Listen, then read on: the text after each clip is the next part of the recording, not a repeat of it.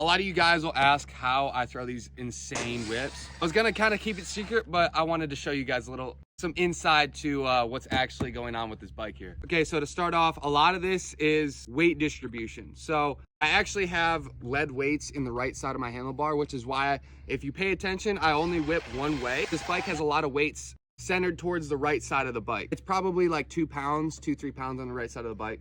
Not too much, but it's enough to help. Okay, so next thing, I have wheel weights inside of my rear tire, which actually helps with the angular momentum and the wheel spin speed of the bike. The faster the rear wheel spins, the easier it is to whip. And number 3 would be, usually this bike comes stock with a phone charger right here. I take that off, fully disassemble it, and I actually put it on the right side of the number plate. Just a little bit more weight, not a huge difference at all, but anything helps. And number 4, I only charge this bike to 50% before I ride it. As well as I have Stark, before they ship me the bike, they stack the battery cells inside of the battery slightly towards the right side of the bike to help with weight distribution. So the stock bike weighs about 270. This thing actually weighs about 290, 295.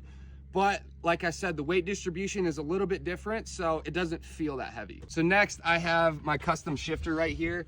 A lot of people ask about this. One, it's for hooking my foot under to kind of keep me connected to the bike. I'm also able to shift up a couple gears, which results in the rear wheel spinning way faster than it normally would. So one of the things I actually haven't mentioned before, and it's pretty new, but Gaerne makes me some custom boots. What they do is they make them a couple pounds heavier on the right side as well. So when I'm going up the ramp, weight in the right side of my body, I have a little bit extra weight there. Last but not least, I do have some custom mapping from Stark. I have a couple different modes here. I can go from mode 1, mode 2, mode 3.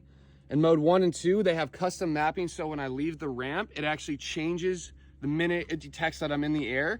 And I go from, say I leave the ramp at 55 horsepower, I go automatically to the max 80 horsepower in the air, which again helps with the speed of the rear wheel and gets that rear wheel spinning as fast as possible. So you combine all that with the weight distribution and you have a big whip.